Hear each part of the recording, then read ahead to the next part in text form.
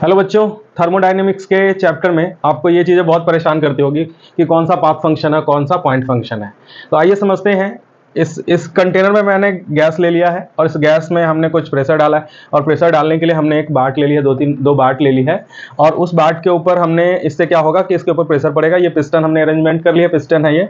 जैसे जैसे बाट इसके ऊपर प्रेशर बढ़ाएंगे, मास बढ़ाएंगे, तो प्रेशर क्या होगा, इसके अंदर इंक्रीज होगा और वॉल्यूम में क्या देखने को मिलेगा, डिक्रीज देखने को मिलेगा।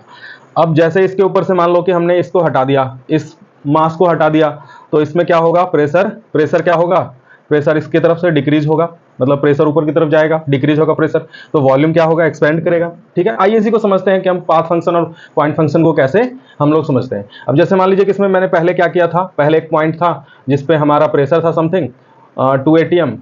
मान लो कि 2 atm हमारे पास प्रेशर था और वहां पे कुछ वॉल्यूम था, 2 ml था सपोज कर लो।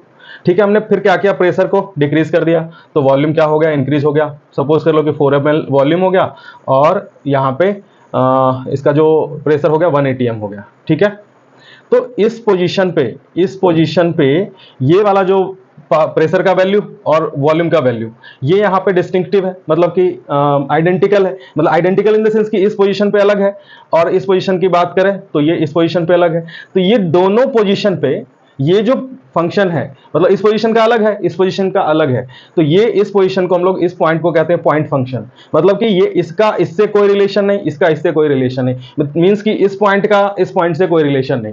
तो जब ऐसा फंक्शन होता है ना, तो इसको हम लोग पॉइंट फंक्शन कहते हैं। आइए हम समझते हैं कि सपोज कर लीजिए कि हमारे पास दो, एक ये पॉइंट है और एक ये पॉइंट। ठीक है, इस पॉइंट पे जाने के लिए एक ये रास्ता हो सकता है। पाथ फंक्शन में पाथ के ऊपर डिपेंड करता है कि किस वे में वो जा रहा है। ये एक ये रास्ता हो सकता है, एक ये रास्ता हो सकता है।